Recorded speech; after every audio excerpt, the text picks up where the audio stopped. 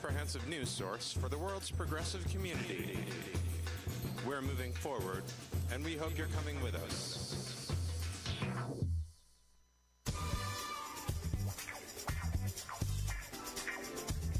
Progressive Radio Network, the station for critical issues from critical minds.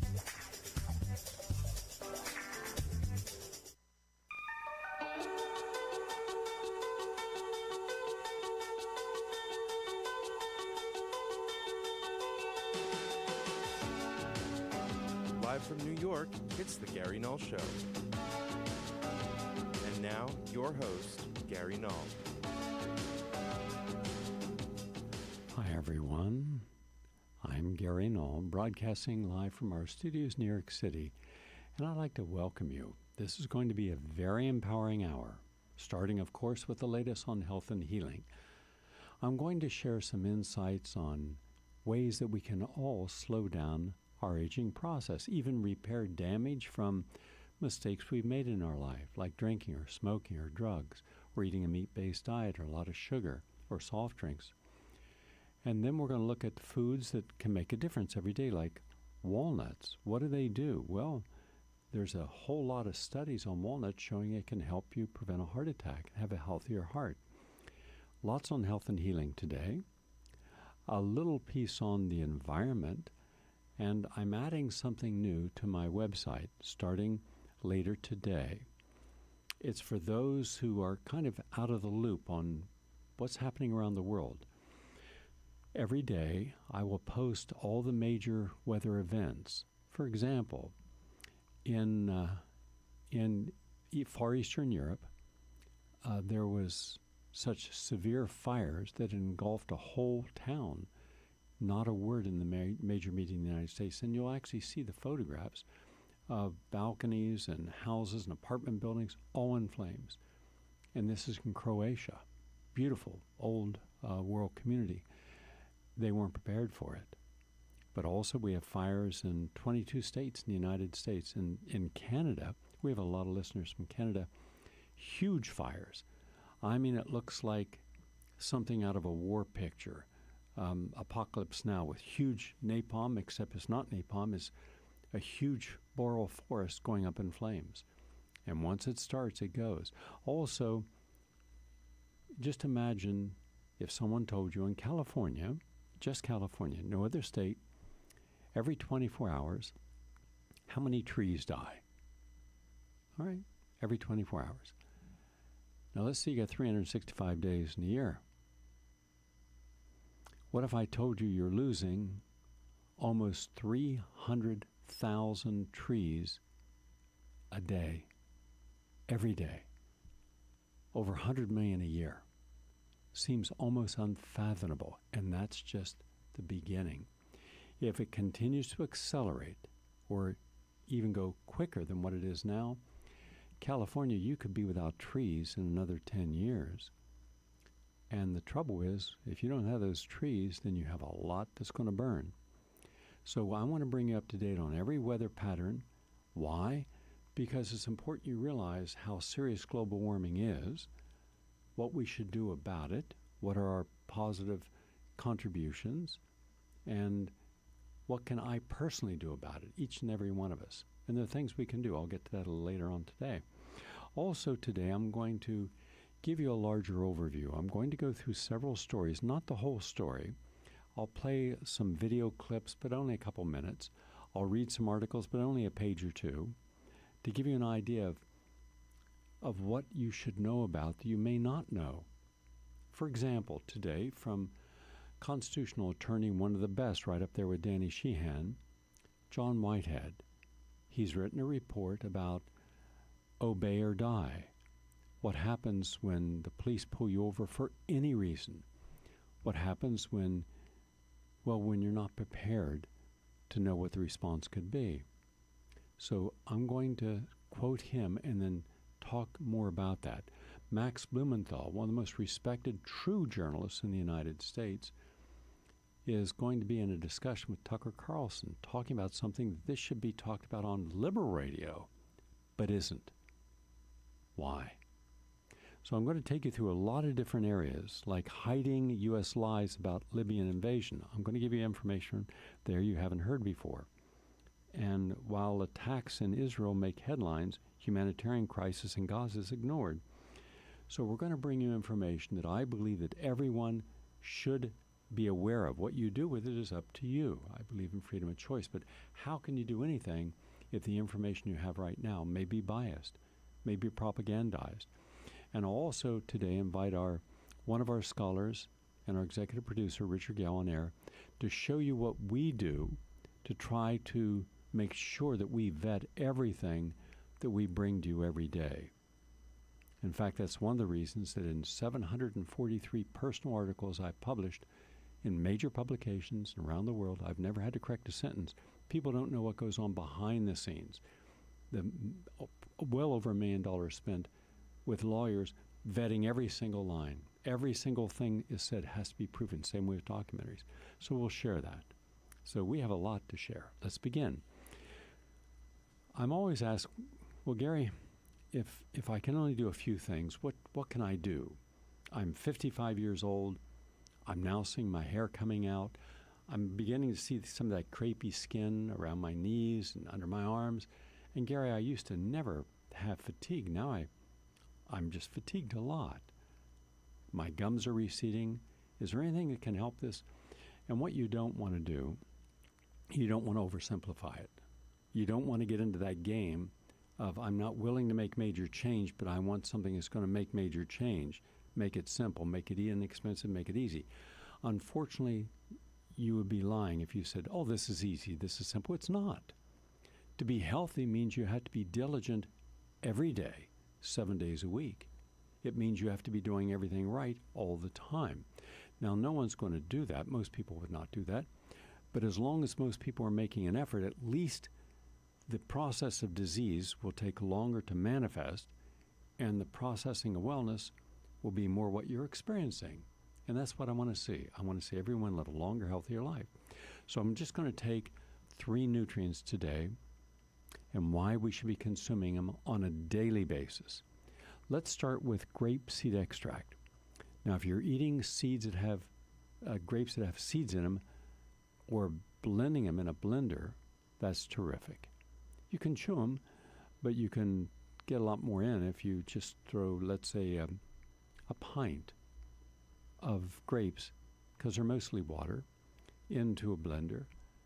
And also I would throw some acerola. Now, acerola is a little tiny red berry, and it's loaded with vitamin C. In fact, it's a superstar, and it's rich in vitamin C. In fact, acerola has 3,000% more vitamin C than oranges. 3,000%. And you've never heard of it. Orange juice gets some vitamin C? Yeah, a little bit, 30 to 50 milligrams, depending upon how much you drink. But if it's pasteurized, a lot of that will go downhill. So then let's look at what happens if we took some potassium, which we need, about 500 milligrams a day. We should be supplementing the rest of our diet. And magnesium, we can get maybe in a good diet, 500 milligrams. So we really need 1,000 milligrams. And I believe once you're past the age of 50, you should be having that about 1,600 milligrams a day. Take, let's say, 800 in the morning, 800 in the afternoon, or before you go to bed at night. Can help prevent a heart attack during the night. But we never think of taking something like acerola. Well, acerola has potassium, has magnesium, has vitamin A, B complex, calcium, and it is really a superfood. But you never see it on any label as a superfood. It's not sold by itself. It's rich in bioflavonoids. It's rich in rutin and factors that help our immune system. So if you want something to help your immune system, help keep you healthy and stronger all the time in your immune system, then acerola, A-C-E-R-O-L-A, acerola. When I got into the health field, that and rose hips were the 2 primary forms of vitamin C. You don't get a lot of vitamin C from rose hip. It's a good source, good quality, but acerola berries you can. And so have those. Next, grapeseed. Now, in Europe, they have a lot of grapes, far more variety than what we have. In fact, I went to one farmer's market in Milan, and I wanted to show the host. There were a bunch of us, my brothers, and Franco Pantoni and Chris Calapi. There were a bunch of us that I took over because I was doing a study of comparing family members in the cities like Milan, and which is the business capital and the fashion capital, and Rome and Florence, versus members of their family that live in the country.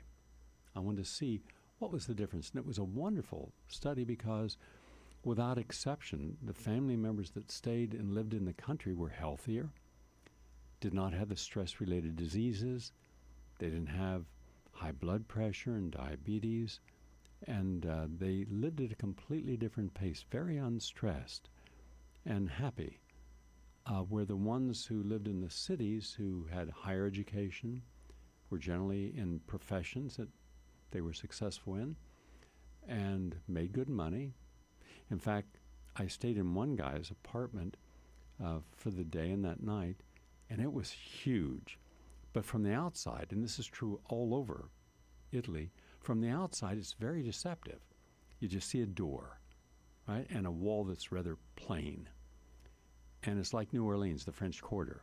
You see some doors plain outside and you walk in and whoa, you're suddenly in a 200 to 300-year-old environment with fountains and beautiful flowers and flora and bougainvillea growing up over walls. And you think, my goodness, there are people sitting at the same fountain eating dinner 250 years ago. And in fact, there's two sisters. I don't know if you've ever been to New Orleans. I definitely recommend it. New Orleans is just got some of the most gifted musicians and cuisines. Probably has a greater variety of cuisine than any other city in the United States. And it's good because they're very critical of their food down there. Two Sisters, one of the restaurants. There's some outstanding restaurants in the French Quarter. I'm talking about the French Quarter. There's also what's called the Flower District, which is also a beautiful area. And then, of course, if you're in the French Quarter, you just go right over the Mississippi. You just walk. It's just 3 blocks, and you're at the Mississippi. And then you see the opening of the Mississippi and those old steamboats, paddle wheel boats, and you can go up and visit some of the sites, see the bayous. In any case, it's just kind of a romantic place. And if you have a special person to go with you that you want to share that energy, you will absolutely enjoy it and all the tours they have. I just like getting up early in the morning and I do my jog up and down the Mississippi when I'm down there. I go down there every year. And then in the morning when I finish my jog, I do a power walk from one end to the other, the entire French Quarter. It's not that big. And it's totally quiet. No one's out. They were up all night drinking and partying. And you're there and you get to see all the vendors setting up. And they set up stuff that you can't find, foods that you won't find anywhere else. And I can't, the one food, well, there are 2 foods I can't stand. I can't stand cilantro because it reminds me of, dirty socks, and which is a form of parsley. And also there's a particular little food that they make into a gumbo, but it reminds me of a runny nose, so I stay away from that. But you could eat 100 different gumbos down there, so it's worth going to. In any case, I found something similar when I went into Milan, and here's this building, plain on the outside. Looks just like a regular plain apartment building. But you go inside and suddenly you realize the apartment you're in is the entire block. It's got like 7 bedrooms and terraces and beautiful, beautiful marble floors. And that was not, a particularly unique apartment. It was just a good apartment. What a difference from what we're used to when we go to the cultures and see how they live. Anyhow, I went out that morning and I said, let me treat you, since you're being kind enough to spend a day with me, and let me know all about your health and your life. I like to know people one-on-one, sit with them, have a meal with them, don't rush. Tell me about your life. What do you like? What do you don't like? What stresses you? What do you miss from back home? What don't you miss from back home? What have you learned? And without exception, the people I met loved the family they grew up in, but felt that they were a little backwards they were never going to succeed, and where it was good life, the farm life, the country life, the quiet life, the butterflies and the bouquets and all that, they didn't want that. They wanted the life that, the metropolitan life, and they were engaged in it, living and enjoying it. But it was stressful. And then they got up in that whole idea of spending more than what they have, and everyone rushing to keep up with everyone else. And now they had high blood pressure. One was a doctor, high blood pressure, constipation, and ulcers, and one was diabetic. So the mere fact someone's succeeding doesn't mean they're happy. And that was a big takeaway message. And yet back in, the oldest man, the old father said, when you speak with my son, remind him that we don't have any high blood pressure in this village. We don't have any, we don't have anyone sick here. We're healthy and we miss him. And I shared that message with him, and he said, I'm going to, like it or not, I'm going to have to go back there for more than just a month. They take the month of August off. When I say they take it off in Italy, it's like the whole country just stops. And they don't rush anything, which is good for them. We could use some of that in our country. But I went, and there you buy stuff in cases, and it's not that expensive. And I wanted to buy some grapes, and suddenly I saw, wow, it's like 20 different variety of grapes. All had seeds in them.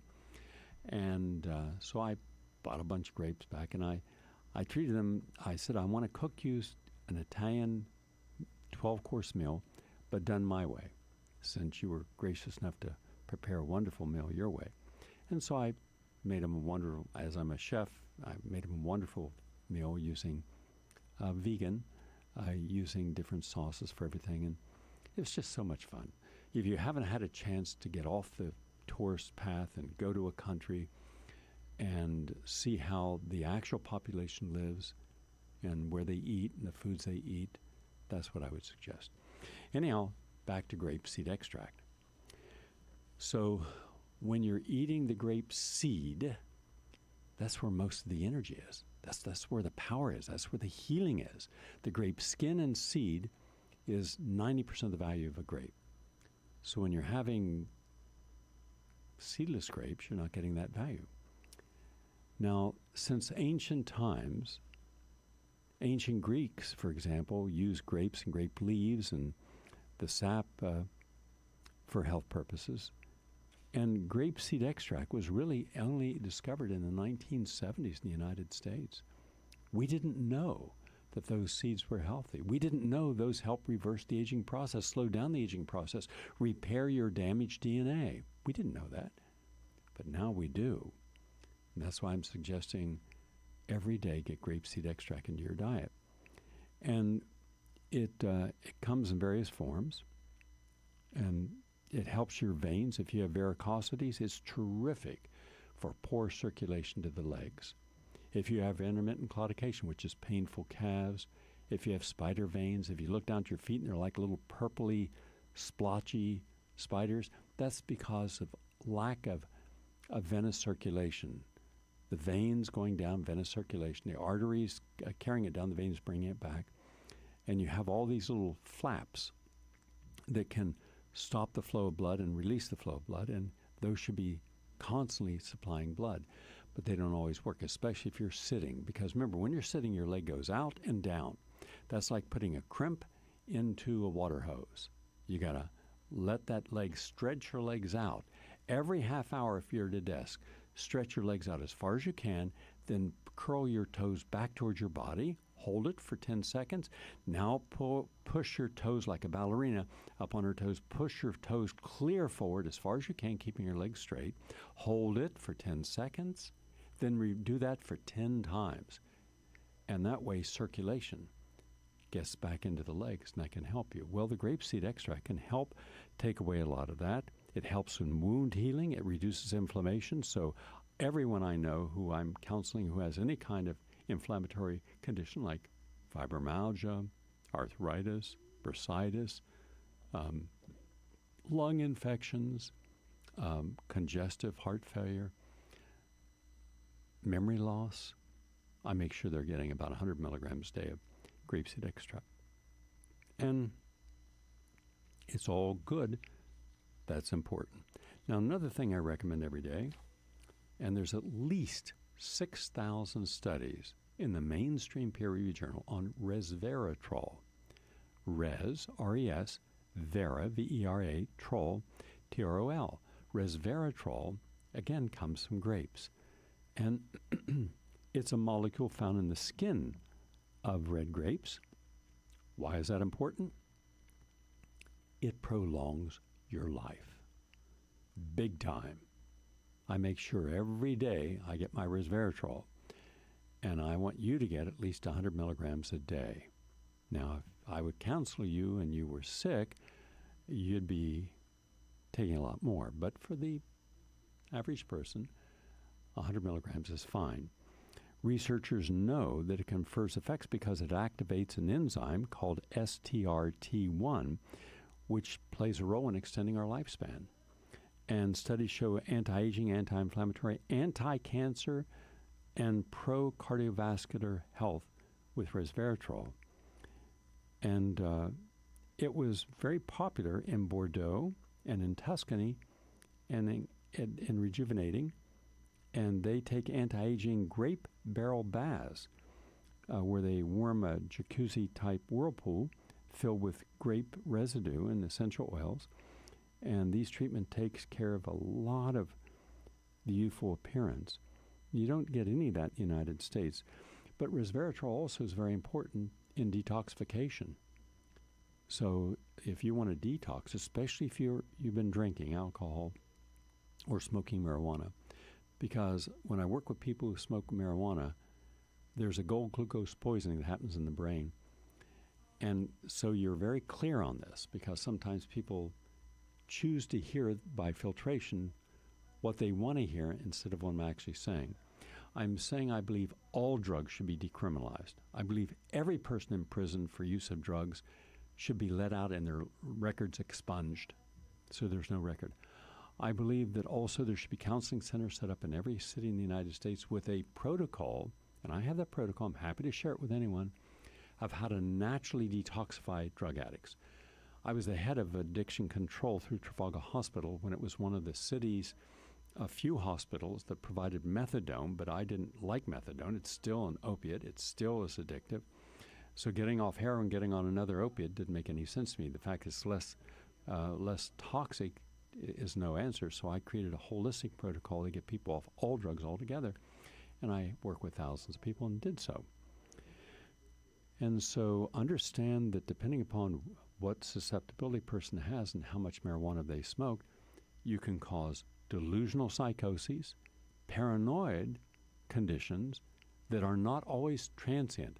I can absolutely confirm that I know people personally who use so much marijuana that even when they gave it up, they were still paranoid and psychotic, both. So the literature says, oh, it's transient. In some people, probably the majority it is. In others, it is not. So legalizing it, stop criminalizing it, and then take the actual science of its cannabinoids, meaning the volatile oils. This is not the same as smoking marijuana, by the way. And those oils, my goodness, to help a person stop a seizure, to help people with glioblastomas or astrocytomas, brain cancers, to help a person with pulmonary conditions, be your first choice. So resveratrol, grapeseed extract, and acerola, 3 very important nutrients, and I'll add one more in today, and that is walnuts.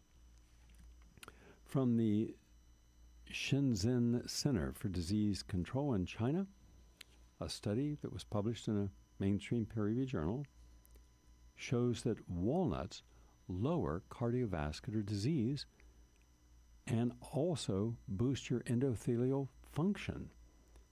This was a meta-analysis. Meta means many studies. And quote from the study, it says, consuming walnuts could help lower the risk of cardiovascular disease by improving endothelial function. And this includes walnuts, but it did not have the same impact with pistachios, hazelnuts, and almonds. Now, those are good for different reasons, but walnuts is the superstar. If you have one nut above all other for health, walnuts is the superstar. Walnuts is the Elvis of the nut world. And there were 10 separate randomized controlled trials using walnuts, and it works. So if you want to have a healthier heart, healthier arteries, rich in the plant-based omega-3 fatty acids, it's that. So that's the latest on health and healing. I'm Gary Knoll, and we film every day. We film live in studio, but then we put the film up on YouTube later that day or the next day, and up on Facebook as well. So if you're not able to hear us live each day, you can catch up on Facebook and catch up on YouTube as well. Back in a moment. Please stay with us.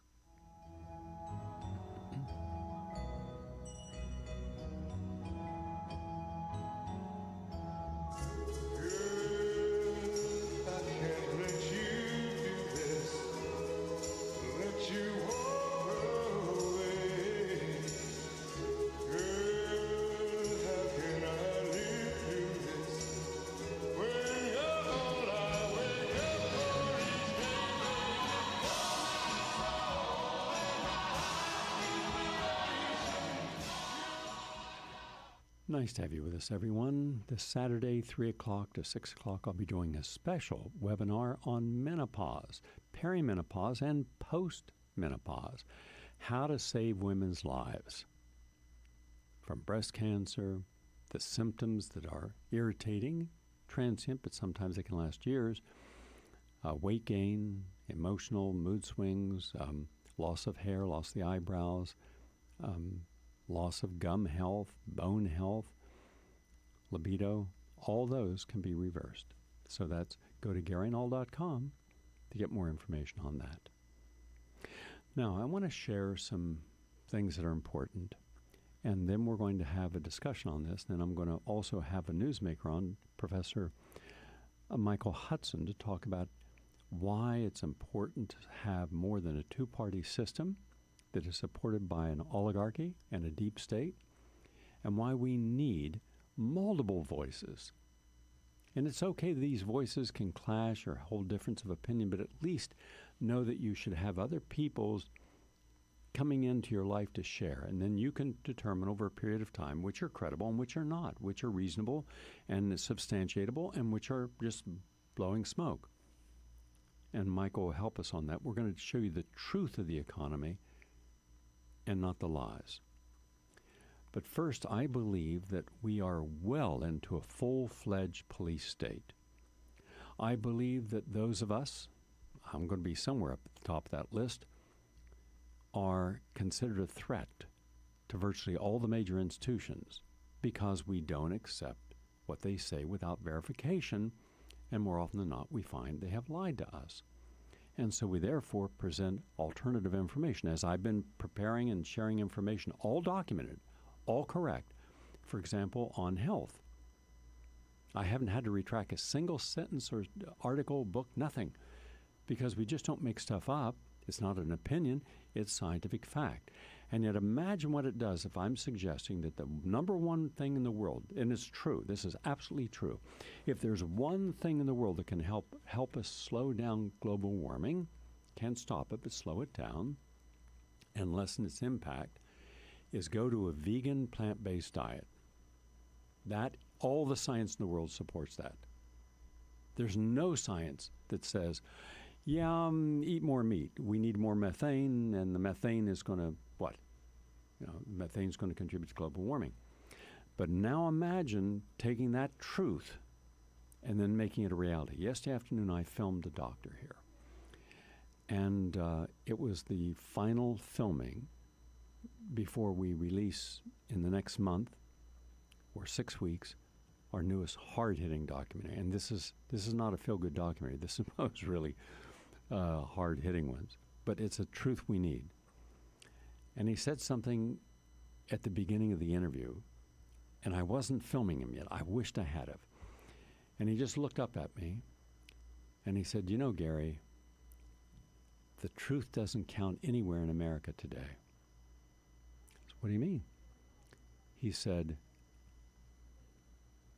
My colleagues, my medical colleagues, don't care about the truth. They could find the truth.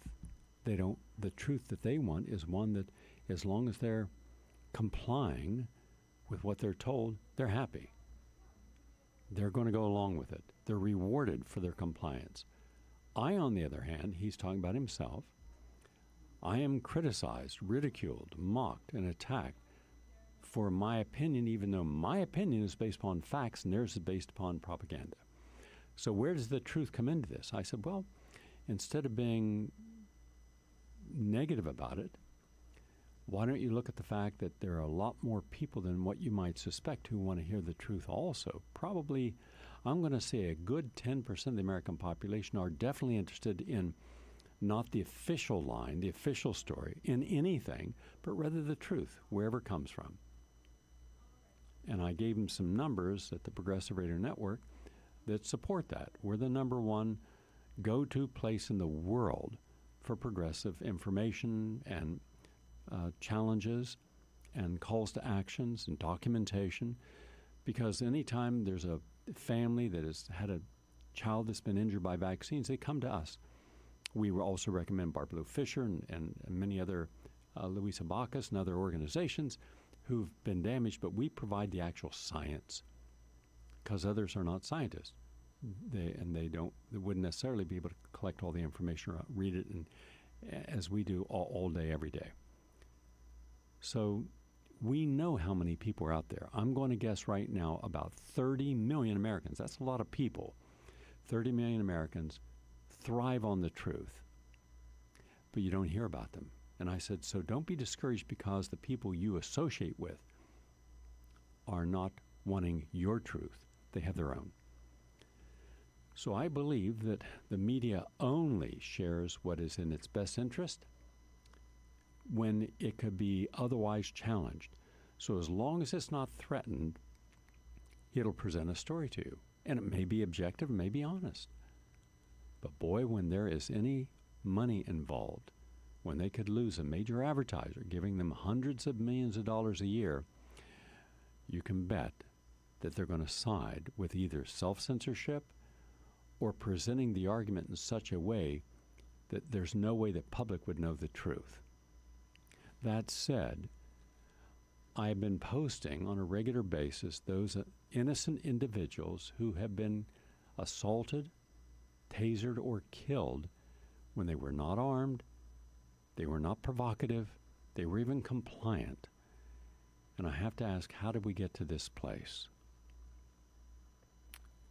This is from Supreme Court Justice William O. Douglas in dissenting opinion on Colton versus Kentucky, 1972, quote, since when we as Americans have been expected to bow submissively to authority and speak with awe and reverence to those who represent us, since when? The constitutional theory is that we, the people, are the sovereigns. The state and federal officials only are agents. We who have the final word can speak softly or angrily. We can speak with challenge and annoy, as we need not stay docile and quiet. End quote. Now I'm going to ask you to do something for a moment. Forget everything you've been taught about free speech in America. Why? It's all a lie. There can be no free speech for the citizenry when the government speaks in a language of force. What is this language of force? And see if this represents anything that you're aware of. Militarized police, riot squads, camouflage gear, black uniforms, armored vehicles, mass arrest, pepper sprays, tear gas, batons, strip searches, surveillance cameras, Kevlar vests, drones, lethal weapons, less than lethal weapons unleashed with deadly force, rubber bullets, water cannons, stun grenades, arrest of journalists, crowd control tactics, intimidation tactics, brutality. This is not the language of freedom. This is not what a constitution that I abide by and believe in was written about. This is altogether different. This is not even the language of law and order. This is the language of brute force and intimidation, and that is the law of the land today. Unfortunately, this is how the government at all levels, federal, state, and local, now responds to those who choose to exercise their First Amendment rights to peaceful assembly in public and challenge the status quo. This police overkill isn't just happening in troubled hotspots like Ferguson, Missouri, or Baltimore, Maryland, where police brutality gave rise to civil unrest. This is everywhere, on every street in America. Now, a decade earlier, the New York Police Department engaged in mass arrests of peaceful protesters and bystanders and legal observers and journalists who had gathered for the 2004 Republican National Convention. The protesters were subjected to blanket fingerprinting and detained for more than 24 hours at a filthy, toxic pier that had no one there except those who were deposed. That particular exercise in police intimidation tactics cost New York City taxpayers $18 million for what would become the largest protest settlement in history. Demonstrators, journalists, and legal observers who had gathered in North Dakota to peacefully protest the Dakota Access Pipeline reported being pepper sprayed, beaten with batons, and strip searched by police. Oh, and did I mention that at Occupy Wall Street and all of the protests in the United States, now every single protest of any size in the United States, Homeland Security and police departments and the FBI have infiltrated with agents to be provocateurs, find out who are the leaders, and then go in and get those people and put them under 24/7 surveillance, get iris scans of their eyes, get fingerprints, anything they can get so they know everything about the person, because now you're considered an enemy combatant of the United States, a local terrorist, a domestic terrorist. That's exactly what was revealed in WikiLeaks by Julian Assange from the actual documents at FBI. Most recently, the militarized exercise in intimidation reared its ugly head in the college town of Charlottesville, Virginia, where protesters who took to the streets to peacefully express their disapproval of a planned Ku Klux Klan rally were held at bay by implacable lines of gun-wielding riot police. Only after a motley crew of Klansmen had been safely escorted to and from the rally by black-garbed police did the assembled army of city, county, and state police declare the public gathering unlawful and proceed to unleash canisters of tear gas on the few remaining protesters to force them to disperse. To be clear, this is the treatment being meted out to protesters across the political spectrum. The police do not discriminate. As a USA article states, quote, federally armed police with weapons of war silences protesters across all justice moments. People demanding justice, demanding accountability, or demanding basic human rights without resorting to violence should not be greeted with machine guns and tanks. Peaceful protest is democracy in action. It is a form for those who feel disempowered or disenfranchised. Protesters should not have to face intimidation by weapons of war. End quote from the USA Today.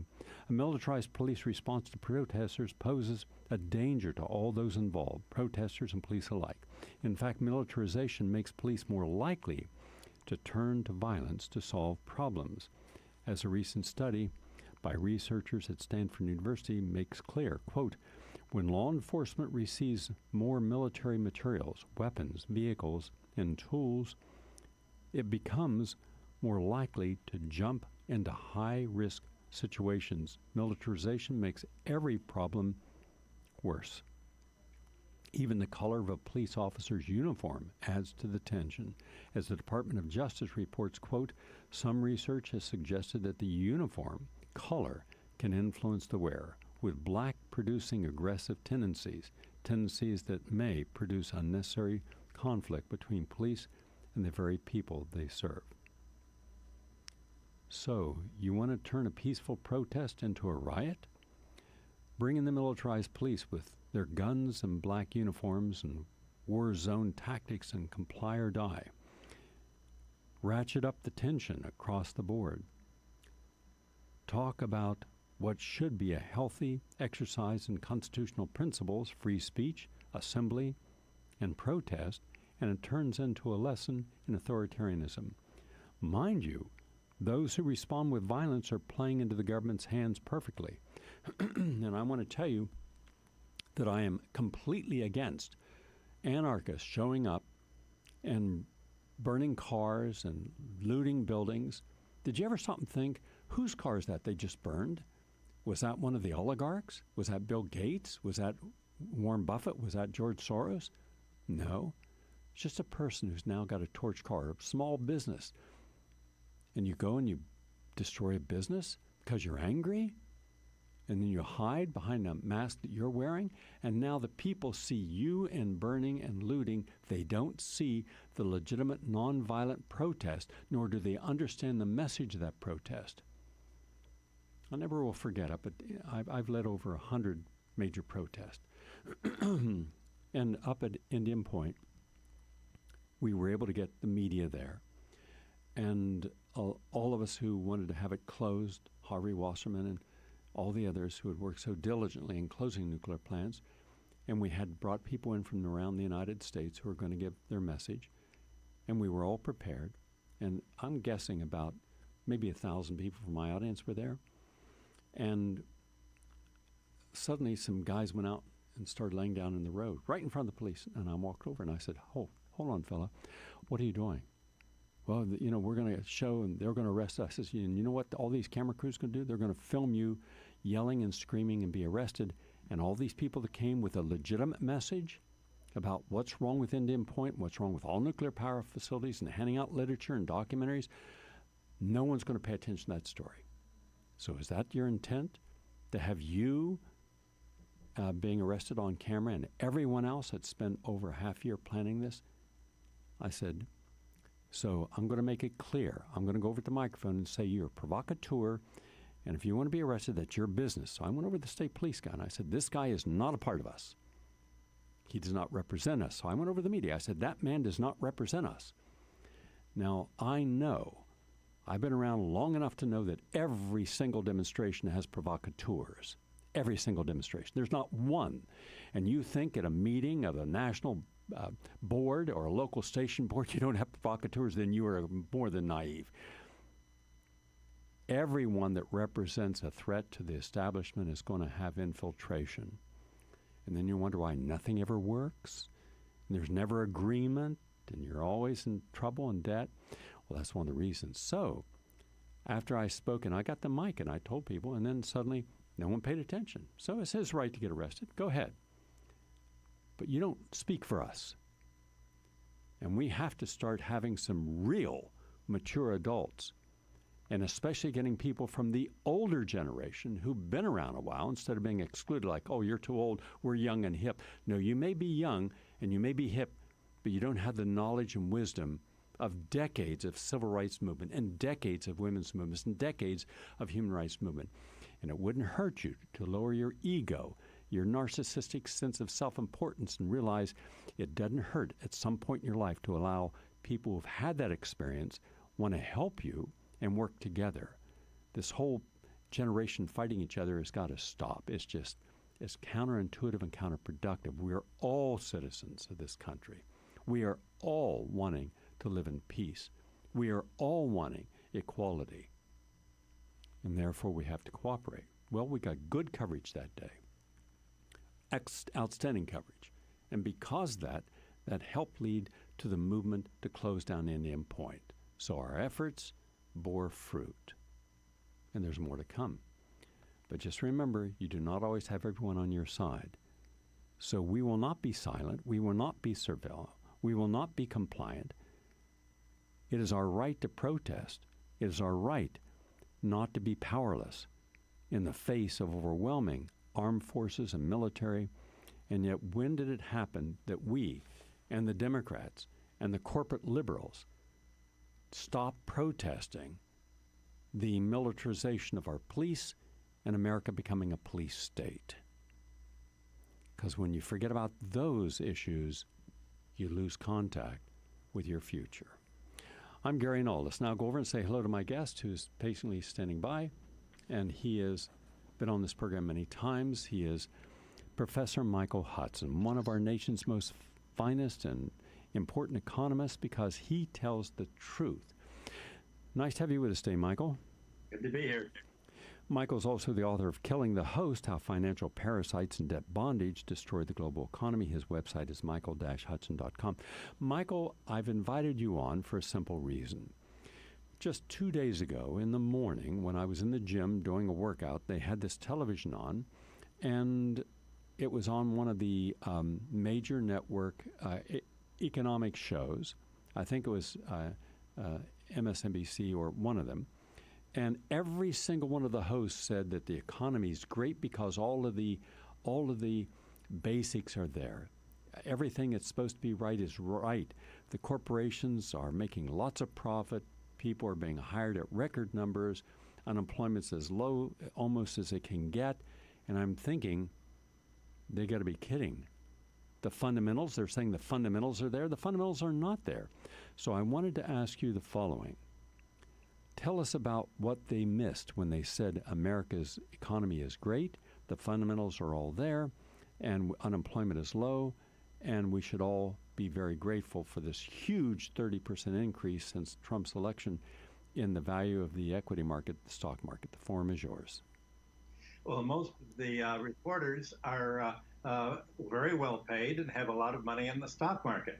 And for them, everything's going right. The stock market is going up. And Donald Trump keeps saying, look at the stock market going up, taking credit for it. But the stock market's disconnected from the economy. The fact is that wages have not gone up at all. And the employment has been going up, but it's all been in the retail sales area and the low-priced, the low-wage areas. And so people are having more and more difficulty trying to break even. And I think over half of the American population was reported recently is only having $400 is their whole liquid net worth available for emergencies. And that means that half the population is living from paycheck to paycheck. And if they get sick or if they get hurt, or if there's an accident or they suddenly need money, they're broke. They miss a rental payment. They miss a credit card payment. The interest rates they have to pay on these credit cards jump to about 29%, plus a lot of penalties. And insurance company, credit card companies are making more money on penalties now than they're making in interest. And so the economy at large is falling further and further behind, but the reporters that you hear on television aren't part of the economy at large. They're reading the handouts that they're given from the White House or from lobbyist organizations who are doing just fine. So what we're seeing is the economy bifurcating, going, the rich are getting very much richer, very faster, and the rest of the population is being squeezed and squeezed and squeezed. I'd like to share some actual statistics, something that I did not hear in the discussion about how well everyone's doing. Because if you say, Michael, if you said you're doing really well, you have $100,000 a year in salary and you got $50,000 in your bank account, I would then ask, okay, how much debt do you have? Well, I've got $500,000 in debt. And so then you're not doing well, because your debt far exceeds your capacity to service your income. Here is the actual debt. These are official statistics. Our current gross domestic product is $18.9 trillion, but the U.S. total debt is $68.7 trillion. We have a national debt of $19.8 trillion. The U.S. federal spending is $4 trillion. The state debts, how much the states owe, and by the way, all except one state are in debt. They can't balance their budget, even though it's by constitutional mandate, including in New York and California, you must balance your budget. They're bypassing this in any case. 1.2 trillion. Local debt, meaning cities like New York City, 1.9 trillion in debt. The total interest paid is 2.5 trillion, and that's interest mainly to banks. The total personal debt, you're referring to how little money people actually have. Well, what we have to add is if you only have $400 or couldn't get $400, then you've got $18 trillion in debt. Our mortgage debt, which is separate from personal debt, is 14 trillion. Our student debt, which is separate from personal and mortgage, is 1.4 trillion. Our credit card debt, which is separate from student mortgage and personal debt, is 1 trillion. And then we have unfunded liabilities of 106 trillion.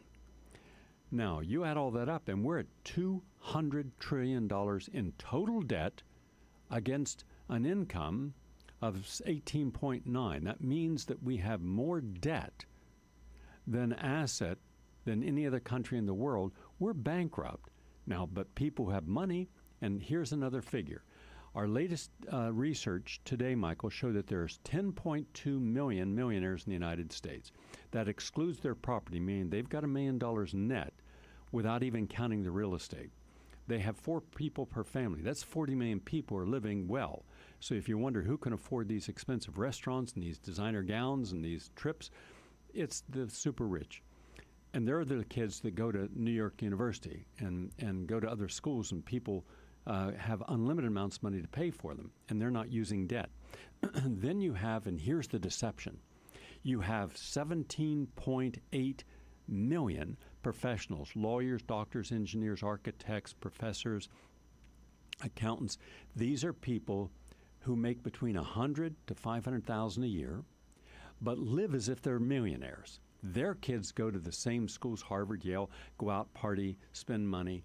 They have designer clothes. They, do the Hampton thing as well. And yet they're doing it based upon debt. You ask the average lawyer, you ask the average CPA, if you change your lifestyle, would you get out of debt? And the answer is yes. Are you willing to? And the answer is I can't. So these people with 4 per family, you're dealing with almost right there, 100 million people. So, over 60 million people. So between the really rich and those that are upper middle class but not rich but are always in debt, then that gives you approximately 100 million people. That still leaves 230 million people, the ones you were talking about, who are really hit. And then the official unemployment rate is 4.8%, but the actual unemployment rate is 23%, and they won't acknowledge this, and therefore people are not aware of the truth of all this. So your thoughts on what happens when we look at real figures instead of those that have been altered, smoothed, censored, or in some way adulterated from the mainstream media? Well, every 3 months, the Federal Reserve Board publishes the figures that you read out at the beginning of your statement. Now, you'd think that the newspapers every 3 months would pick this up and analyze them exactly the way that you've done. But there's no mention at all. You don't find it on the first page or even in the first section. You may find it once in a while just as a small note in the business section. Why aren't people talking about this? Well, to begin with, you have to look at the various types of debt. The first type of debt you mentioned was the government debt. That's not a problem. No, because the debts don't have to be repaid. The government debt includes the money you're carrying in your pocket, and that's just a nominal debt. The debt goes up year after year. It's never paid. The second element of debt you mentioned is what you should really worry about. That's the state and local debt. Now, you point out that states are supposed to have a balanced budget, but they don't. And in fact, the biggest debt of all is something that most people would gloss over. And it's what you said of underfunded future liabilities. And what this means is pensions. You have Illinois now with its bonds reduced to junk status. New York and California are pretty much on that line. That the states in general are so broke because of their refusal to tax the rich, the refusal to tax commercial real estate, that they're not going to pay the pensions that they had promised to pay and that the workers expected to pay. So when we're dealing with workers that say, well, I only have $400 in my pocket for emergencies, but hey, I'm going to get Social Security and a pension, there's now a belief that the next plan of either the Republicans or the Democrats together will be to wipe out the pension liabilities of the states and localities for the public workers, the union workers, and for others, and at the same time, to wipe out the debts that the retail stores and other companies owe to their employees. Sears, Macy's are all in the process of being folded. Bankruptcies throughout the retail sector especially are spreading. The retail stores are going to be closed down, so there goes the employment growth. So the fact is that these debts are so large that they can't be paid. Now, this is what people should be talking about. The question about whose debts are going to be paid and whose debts are not going to be paid. In 2008, either the banks could be bailed out or the mortgage borrowers who've taken out junk mortgage, high interest loans. The Obama administration said, pay the banks, leave the mortgages in place, save Wall Street, not the economy. And the debts have all been left in place. And this is the debt problem we're dealing with. And when you're dealing with the problems between the federal government and the state, this is very much like Europe's problem with Greece. It says no government, national government is responsible for any other people. Greece is going to be submitted to absolute austerity. People are having to leave the country, to emigrate, to find jobs elsewhere. That's going to be happening in states of America that are going bankrupt. Illinois, Chicago, other states are all going to have to leave their state in order to find work because the states are being closed down, the infrastructure is collapsing. So that people say that the debts have to be paid, but they're not asking whose debts have to be paid, and somebody has to lose. And if the debts are paid, is it worth paying the debts and not fixing the subways, not fixing the roads, not fixing the bridges, and letting America end up in a third world country status, sort of like Greece or Latvia or the other countries that I discussed in Killing the Host. I appreciate that overview, and let us remember there are 20 million Americans right now living in gated communities. They deserve that. They worked hard. I support them. And yet many of them are living on savings and their pensions. So what happens when you live in a gated community and you're having a good quality life, and now your pensions have been cut or eliminated? And that, as you and I both know, is going to start happening all across the country. So right. People who put in their long years and good service, were honest and dedicated, good citizens, there is no plan B right now for a single one of those people to be helped. And they don't have the skills at their age to go back into the market and compete again, start all over. So we're going to see absolute social chaos when pensions across the country are cut and below a level that people cannot exist on, and that's already happening now. Michael, thank you for being on, and we look forward to our next conversation. The People's Economist, Michael Hudson. He never lies. He's there to tell us the truth, and he doesn't sugarcoat anything. I'm Gary Null. Thank you all for listening. And we posted today the best sources for quality information. It's free. It's a public service. And these are sources you can trust. You won't find the New York Times, CNN, the Washington Post, any of the networks in there. But these are good sources. Go to go to prn.fm, that's progressiveradionetwork.com, either one, and you can get that list downloaded, and therefore you'll know sources you can get. Have a nice day, everyone.